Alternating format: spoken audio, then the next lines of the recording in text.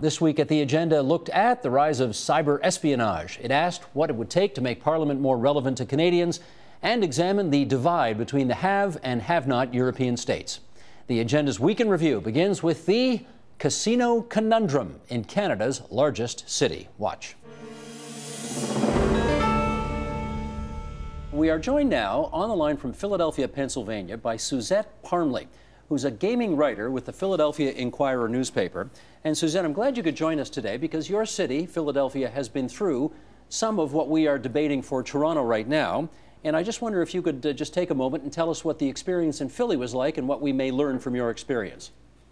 Sure, thank you for having me. Absolutely. Philadelphia went through some of the same issues and debates about having not just one casino, but two casinos.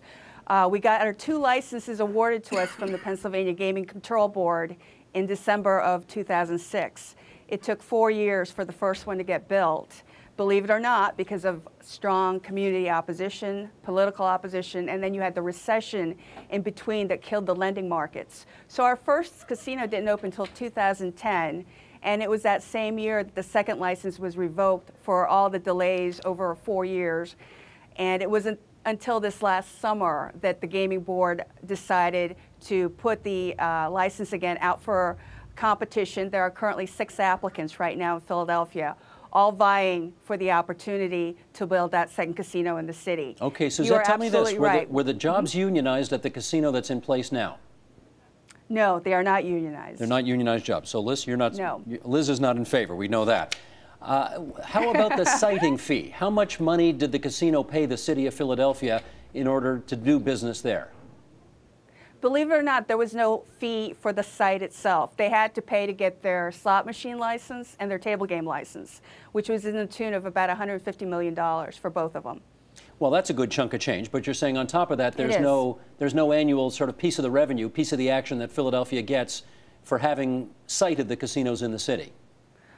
Well, there is a portion of it that, of that 55% tax of every dollar you gamble in Pennsylvania goes to the state. And of that 55%, less than 5% goes back to all the host cities. There are currently 11 host cities throughout the state of Pennsylvania. Philadelphia is one of them. Okay. So we get a percentage of the take. Okay. Next question is this.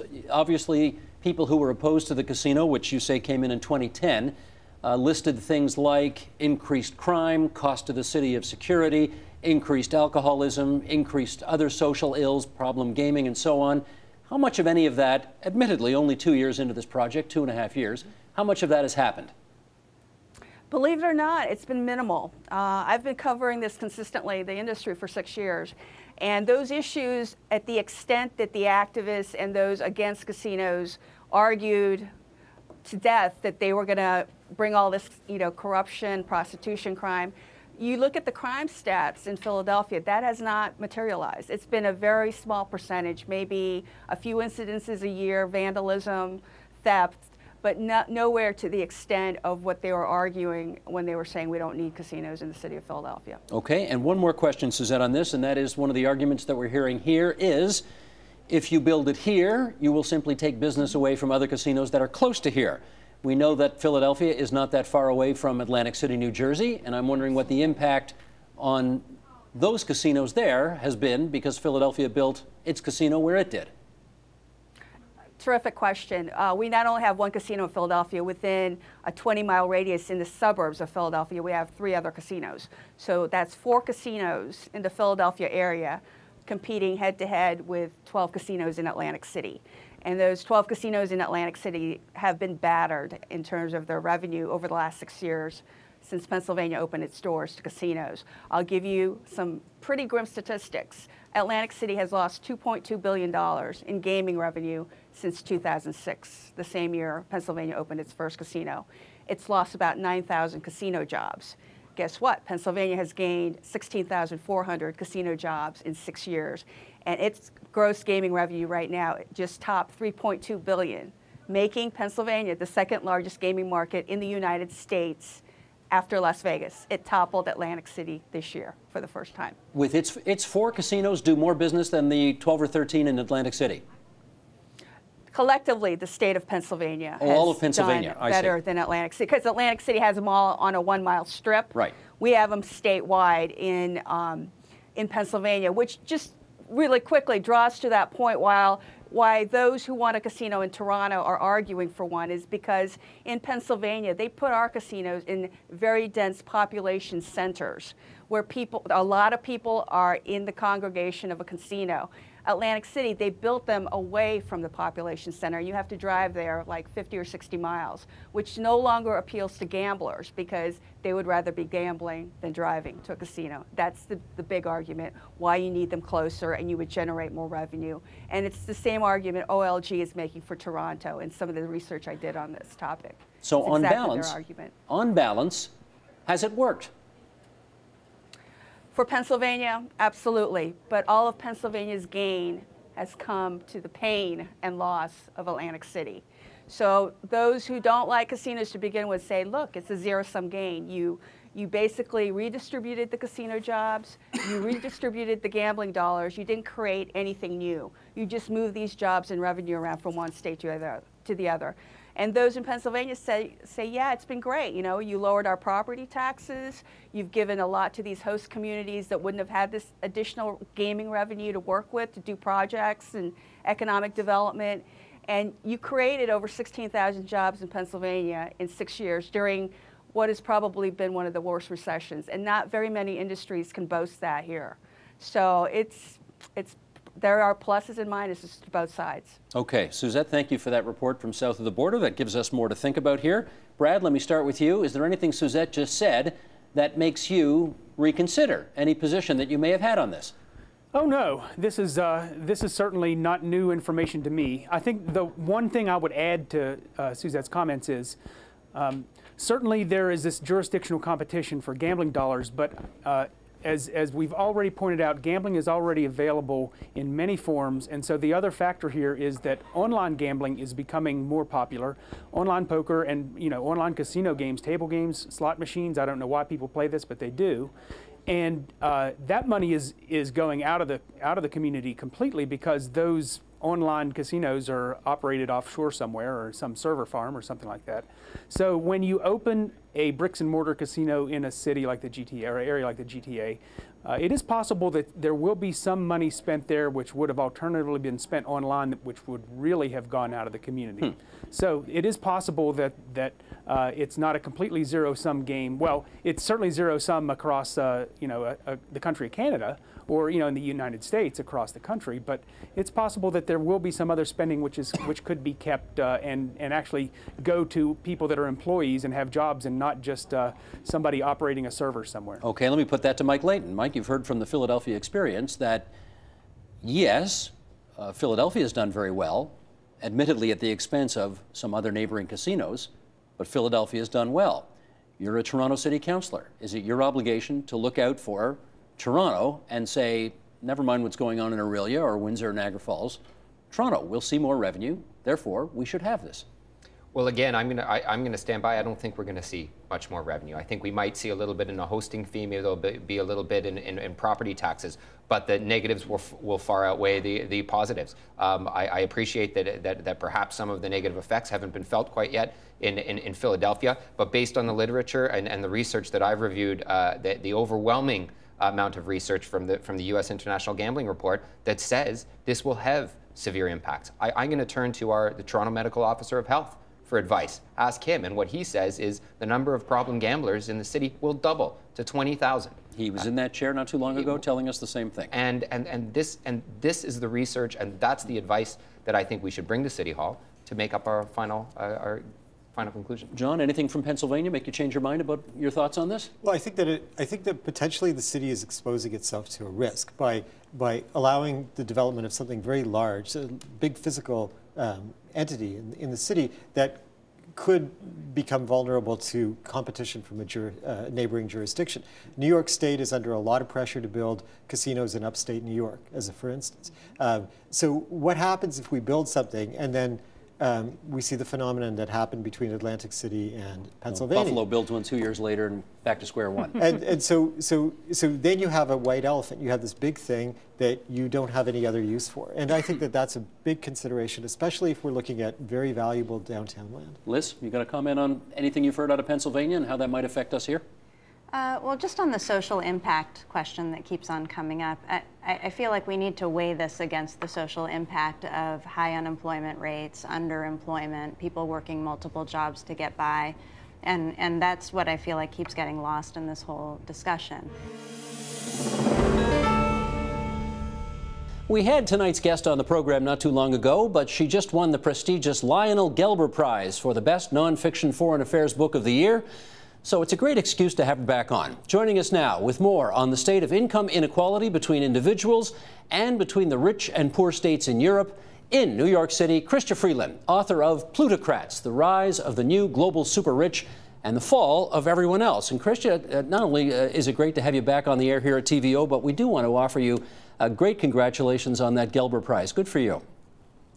Well, thank you very much, and I'm sure it was that great interview we did together that helped me win. I'm sure that had absolutely nothing to do with it, but you're very kind to say so. I want to put something to you that you wrote back in February, and that is President Barack Obama's State of the Union speech confirmed it. You wrote, "The preeminent political and economic challenge in the industrialized democracies is how to make capitalism work for the middle class."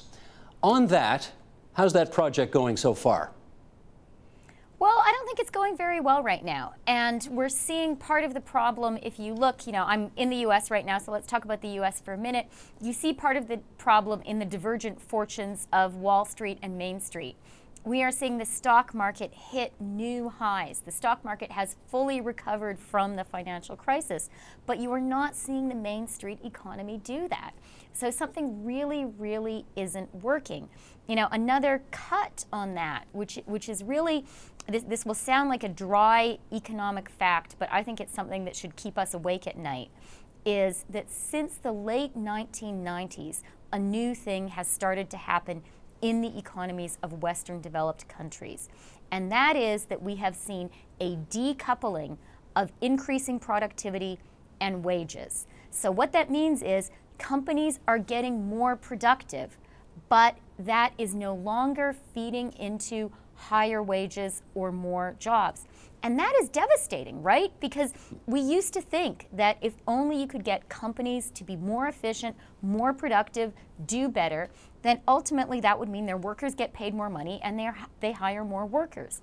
That equation, for reasons that people don't fully understand, is no longer holding true. Well, just let me do a follow-up on this before we go to Europe, and that is, I thought Barack Obama won the last election in part because he was pledging to, in some respects, go after the plutocrats that you wrote about in your book. They would have to pay a little more so Main Street could do a little better. What's happened with that? Well, he's done it just, the key point is a little. So, Barack Obama has pushed on that a little bit. I think you're right. I think that campaign promise is a central reason he was reelected. And he has, tilted the scales a little bit, but I think not nearly enough. Does he get the blame for that or Congress? A little bit of both. I think that this is a very hard political environment in which to get anything done. And the other thing is, and it's sort of now centrist people are saying this, it's not only on the big issues that we're seeing problems, but on very specific ones. That's where the real difficulty is. Some people have calculated that in Washington, D.C., there are 4 lobbyists for every elected official. A way to think about that is, voters get 1 person and businesses get 4. It's kind of hard to win with those odds. Indeed. Okay, let's go overseas because much of our program tonight is about the state of play in the European Union. How much is the issue of, or I guess how is the issue of income inequality playing out in the Eurozone today?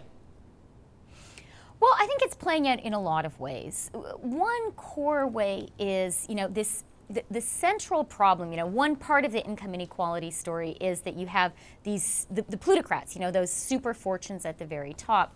But the other side of the coin is the middle class getting hammered and getting hollowed out.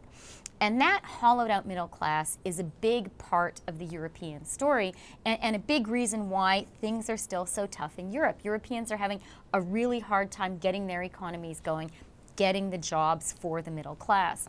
Another big thing that we're seeing in Europe, and this really played out in Cyprus, is you are seeing increasingly that nation states are having a hard time taxing their rich people.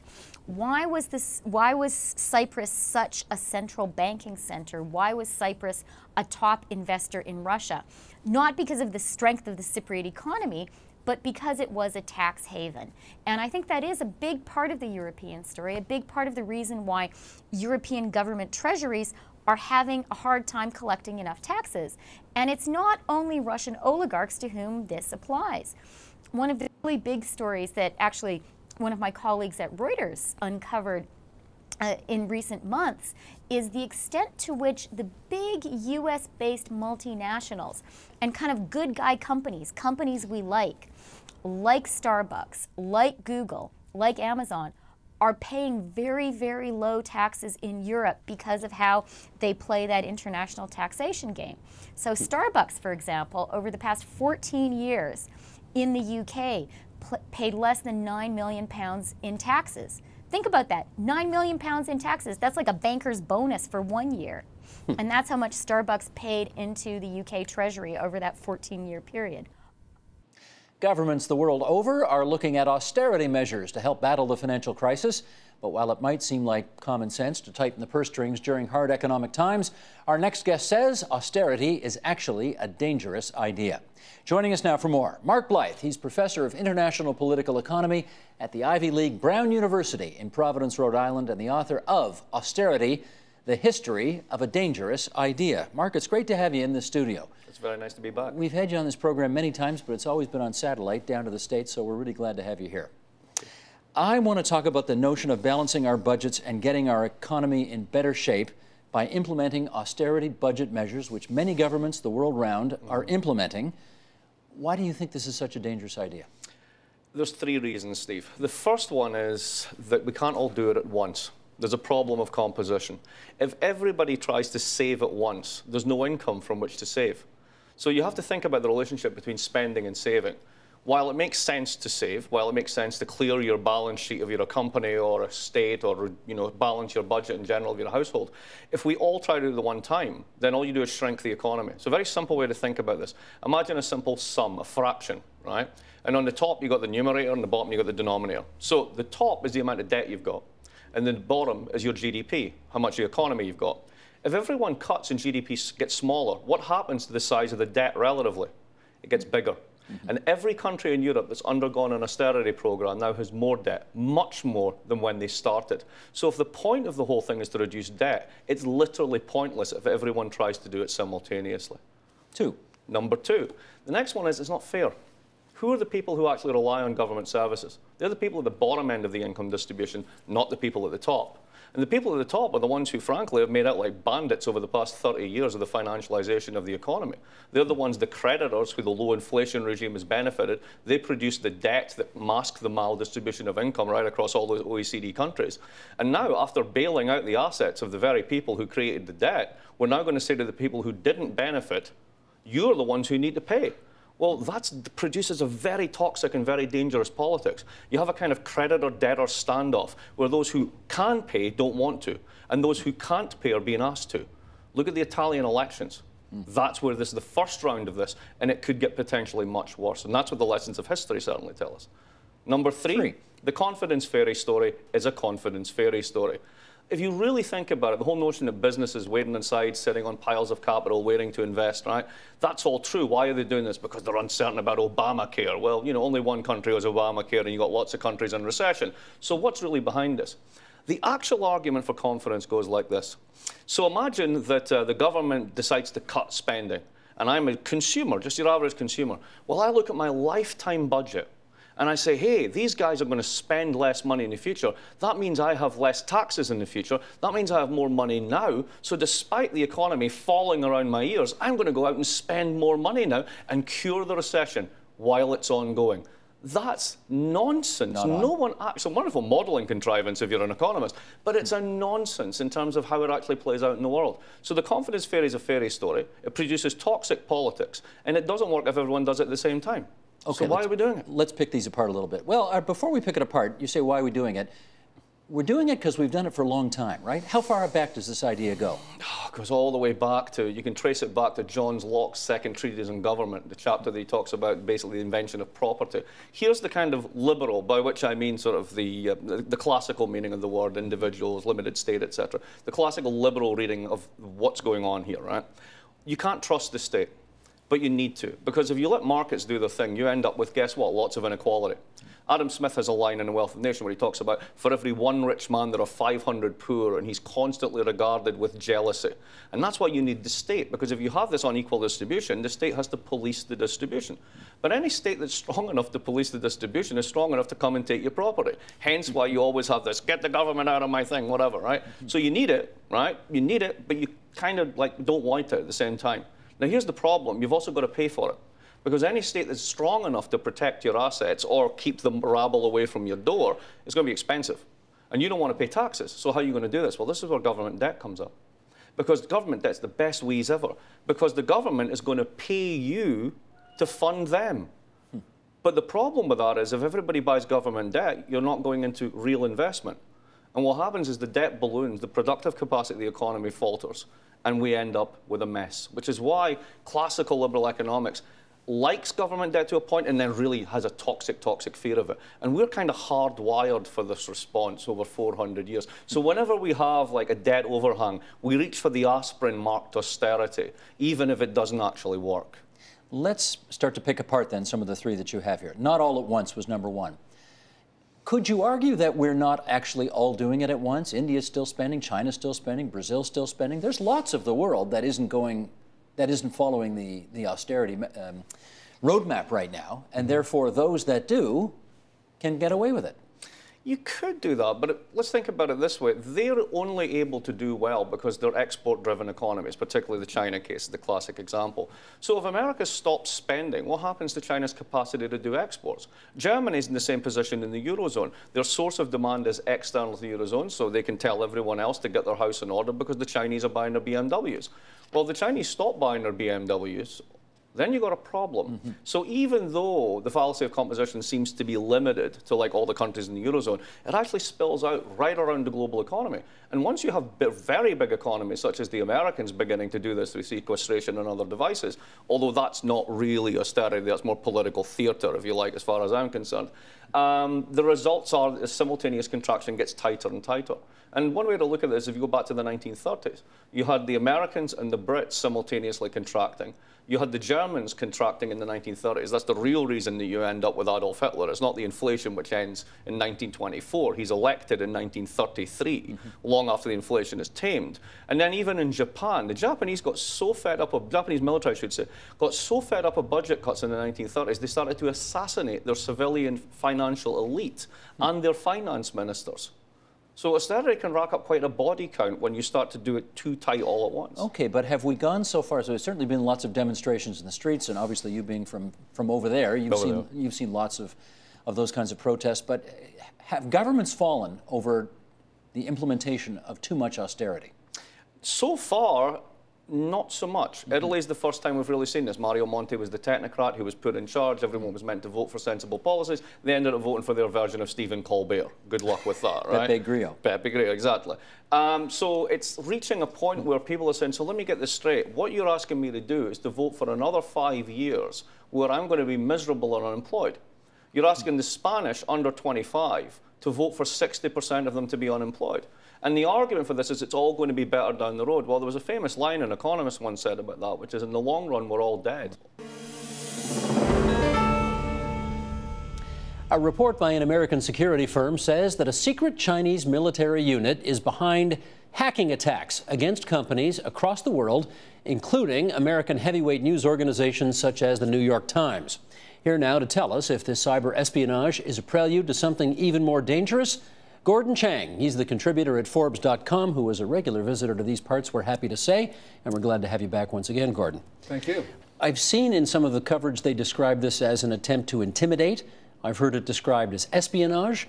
I've heard it described as warfare. What do you think the best way is to characterize all of this? Well, it's a broad-based campaign, and it's against, starting from the top. When you look at the White House emails, you look at the Pentagon emails, go to the defense contractors, the companies, as we just talked about, the NGOs, the newspapers, the charities, the advocacy groups. The question is, well, who haven't they gone after? And if you're not on their list, you would feel to be sort of left out, snubbed. You want to be on this list because then you're important. That's absolutely. That's the idea. Do you think, though, that these hacks are a prelude to something more serious? I don't know how they could be more broad-based, but I think what they tell us, though, is that China is not a partner, it's not a friend, that it is at least an adversary, and that they do intend to harm the institutions in other countries. And so I think that it puts China in a particularly bad light. So when you look at it, it, I think, gives a context for other events that we see in the world.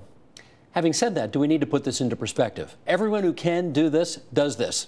No, right? I don't think so. No, of course. Well, the Americans do it, the Israelis do it, the Russians do it. Well, there are some countries that go after the corporates of other countries. People have mentioned France, Israel, maybe Russia. But China is a broad-based campaign. The United States doesn't do it. I mean, we don't go after Chinese NGOs or Chinese publications. So it is really, they've crossed a line which is significant. Because when you think about what they're doing in terms of trying to affect discourse in other countries, that is serious, because that goes to the core of a democracy, for instance. So the nature of China's cyber espionage, you believe, is different from that of other countries? It's certainly much more broad-based, and certainly been going on a very long time. If the Chinese are sophisticated enough to do this, why have they not been sophisticated enough to cover it up better? Well, perhaps, their techniques are not as good. I mean, and when you think about this, because you're on the internet, you can always be able to track it down if you spend enough time, if you have enough resources. And that's basically what we've been able to do, is to trace this back server by server across the world. And as I said, once you get across the Great Firewall, you know that there's Chinese government involvement, because nobody can maintain operations of those size and not be part of the government. I mean, the government has to know it. The government is either behind it or is complicit. North Korea has been in the news a lot lately for obvious reasons. And let me just ask you a two-part question here. Number one, do you know whether North Korea is doing any of this cyber attacking as well? Are they capable of that? Well, they are, and there have been cyber attacks on South Korea 2 weeks ago, and there were extensive cyber attacks on the South Koreans about 6 or 7 months ago. So the North Koreans are pretty good at this themselves. And staying with this part of the world, how worried are you by all of what's transpired over the last couple of weeks between the two Koreas? I'm worried because Kim Jong-un, the ruler of North Korea, has been in power for less than 16 months, hasn't consolidated his position. The regime is in disarray. At no time since 1949 has a North Korean leader had a smaller base of support. I'm afraid that he could try to do anything because he'll be desperate. And the region around him has gotten very volatile. The South Koreans, the Chinese, the South Koreans don't want to absorb any more blows from North Korea without responding. And the Chinese military, becoming much more powerful, has traditionally supported Pyongyang. So none of this is going in the right direction. Which countries do you think, and let's talk countries first, are the chief rivals for cyberspace right now? I'm not going to mention countries because in my initial statement to you, I cited a number of examples, and I strongly suspect that one could probably count at least enough countries as there are fingers on your hand that may have been involved in some of these activities. In other words, it's not a case of one only possible perpetrator and the rest of us victims. The number of perpetrators, potential perpetrators, may be, sad to say, slightly larger. And is the list of non-state actors just as large? No, I think the non-state actors lack what is quite important to this kind of activity, a really significant level of scientific capability, technological capability, cyber capability. Perhaps at some point, non-state actors may have some elements of capability of that kind, but by and large, it takes a fairly effective, sophisticated economy as the point of departure. Okay, Dr. Brzezinski, I think our viewers would be very interested in your views on the legality of the American president, any American president, launching drone strikes against suspected terrorists in presumably faraway lands, whether they are American or not. What's your view on that? I think it really depends on the specifics of the case. If there is a group in country X which uses the shelter of country X to conspire acts of violence against the United States that result in death and damage in the United States or to American personnel somewhere in the world, and if that host country is not prepared to terminate it, we really have only one of two choices. One is to attack that host country, or to do something simpler than that, but lethal in effect, namely attack the group that is doing it if we can reach it.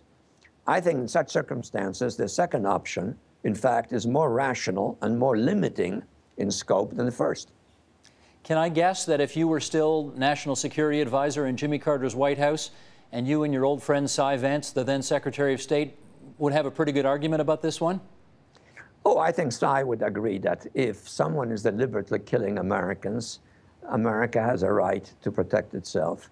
And if it does so in a manner that limits the scale of the counteraction, that's all to the good.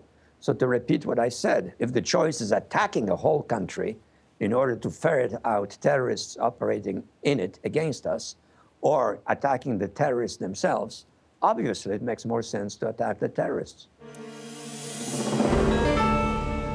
The best idea that has the most traction with voters tends to sway the parties in that direction. And if we can have something about democratic renewal be on the ballot, be a central ballot question in the next election through all of these efforts, then I think Parliament will do better. I think individual MPs will do better. I think Canada will do much better because we've said this matters. The parties, if they're smart, will respond because it's showing up again and again in polls and on the doorstep. And then you've got the real momentum behind this thing to say that it is going to change and it is going to get so much for the better for all involved. Well, let me go back to Carolyn Bennett on this, because 10 years ago you co-chaired a study in Parliament saying this, what was it called? The Parliament we want. Yes. And you had a bunch of recommendations in there for getting Parliament, how to hold government to account, how to make committees work better. I mean, that was 10 years ago. Yeah, not so well, Steve. Anything happened from that? I don't think so. I mean, we've gone backwards so how do we get it back on track? Even the kind of digital. I mean, we've still only got a couple of committees televised. We've only got, we don't have websites or interactive websites for committees. So how do we get things back on track? Well, one of the things we have to deal with in the difference between the American system and the British system is what looks like party discipline is career discipline. And the chance that you're going to cabinet is, I think, one of the biggest disciplines around, as people all think that if they're good little boys and girls that they're going to end up in cabinet. That does not happen in the United States unless you're Hillary Clinton, and you've got a pretty slim chance of doing that. And so what we did say in that report is that the two-way of inclusion in policy development as well as holding government to account, that the two-track of being the encyclopedic member of the Transport Committee or the very best committee chair anybody's ever seen, that people saw that as a great job in Parliament. And now, you know, it's like you're either in cabinet or you're a nobody. And I'm afraid that watching those people on the talk shows at 5 o'clock every day, reading the talking points, I don't know how they look themselves in the mirror in the morning. Well, let me find out from Brent Rathgaber. You know, you're not in cabinet. I presume you'd like to be in cabinet someday, and I wonder whether you worry that if you get offside from the Prime Minister's office or the whip too much, you're affecting your chances of ever having that happen. Well, actually, I don't aspire to be in cabinet, and I absolutely agree with everything Dr. Bennett said. If a person's role in going to Ottawa is to be upwardly mobile, they'll take a much different route than I'm doing with respect to my blogging and with respect to speaking out against government policies from time to time that I might not agree with, or defending the member's right to speak freely. But she's absolutely right. And with cabinets having grown as large as they have, I think there's 38 members now and about half as many parliamentary secretaries, you know, that's a third of the caucus has an increment to their salary and an increment to their prestige, at least theoretically, by being part of the team, so-called.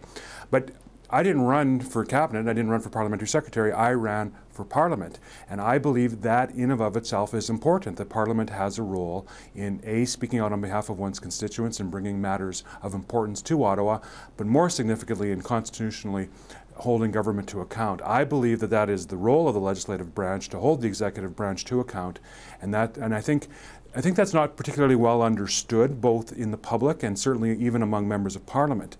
So I believe that we have an educational goal here, and that is to reconvince both members of Parliament and to a greater extent the public that being a member of Parliament is important in and of itself, not just a stepping stone to the front bench. And once we reestablish that, then I believe that you'll see a greater role for Parliament and members speaking freely in holding members to account, or holding government to account. Aaron, how do we get this thing back on track? There's a bit of, when we start talking about the public and democratic renewal, you get into a bit of a chicken and the egg argument. Whether we need to renew democracy to get the public involved, or whether we need to get the public interested to renew democracy. So let's call that a tie. The moment that we have right now is that Mark Warwa has kicked open the door a bit to have this discussion about something as simple as what the whips are in control within Parliament. So Parliament's off right now. They get back next week. Every MP in that place has a chance to get up and say something about this, and then the Speaker has a chance to make a decision that will possibly lead to change. Do we know whether he'll make that decision public day one that they get back? I would be shocked if he did it that quickly. I think they'll probably hear from a few more voices on this. Okay. But then we have 2 years where MPs have a chance to start making some small changes around the edges. And if these small changes start coming in, maybe we see more people with blogs. Maybe we see more statements in the House that are a bit more interesting. Maybe we see some bills come up that are a bit more interesting, and maybe that leads to something. But you need to start making very small little changes to the way Parliament works to get this thing going. There's no big grand answer. There's no big grand bargain here to be made. It is small little changes that can start moving this back in the right direction. Okay, just a few minutes left. Alison Lote, how do you get this back on track? I agree entirely. Over the month of February, we led a discussion, and we had over 100 people submit ideas on how to redesign Parliament so it's relevant. And there are a bunch that are sort of interesting. Some are architectural in nature. It seems a little silly that 308 people are sitting in one room trying to make decisions, looking across, and what if we thought about redesigning into a circle, or thinking of other ways that are a little more modern, respecting, of course, we have a parliamentary tradition, but maybe, so some of them were like that. Some of them were structural and tough and are going to take forever, even things like updating the Elections Act to remove the leader of parties' ability to sign nominations papers. That's very commonly mentioned, so MPs can feel more free to say what they want. But the most compelling ones to me are exactly the ones that Aaron talked about. The small changes that MPs can do tomorrow. Say no to the talking points when they're received, and say something interesting and original. People might start listening. And so those are the ones that seem to me to be the most compelling, and they're probably going to slowly reverse that decline if probably 150 or so MPs commit to them. And that is the Agenda's Week in Review. You can see all those programs in their entirety on our website. That's theagenda.tvo.org, on our iTunes channel, or on our YouTube channel. That's youtube.com/theagenda. Support Ontario's public television. Donate at tvo.org.